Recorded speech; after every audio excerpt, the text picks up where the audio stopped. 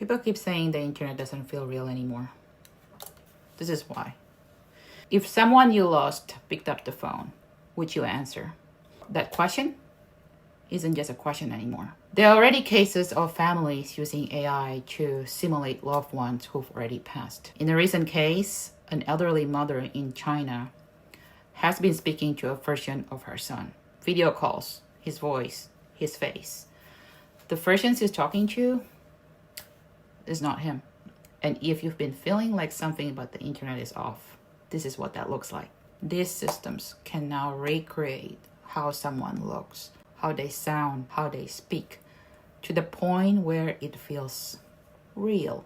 And I paused when I saw this because I've seen what loss does to people. I've lived my own version of it. When you lose someone, your mind doesn't accept it straight away. It looks for them everywhere. And I get it. In a lot of Asian families, protect the elderly from shock. You don't break their heart if you don't believe you have to. Decisions like this can come from love.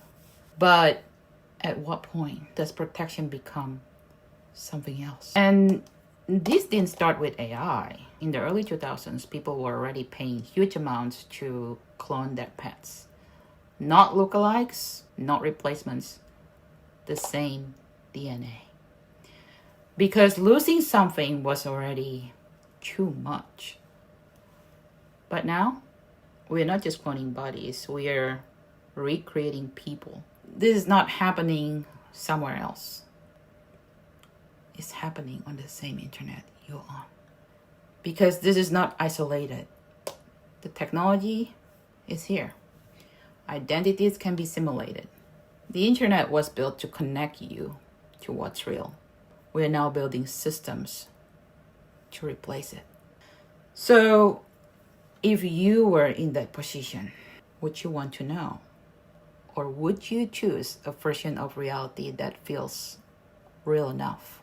I can see why some would choose to be protected. But if something is built out of love, does that change what it is? And if this becomes acceptable, who decides what reality you get to live in? Your family? A developer? A system? Because that version wasn't chosen. The grief was managed externally, and she never get to choose any of it. That's not protection. That's authorship over someone else's reality.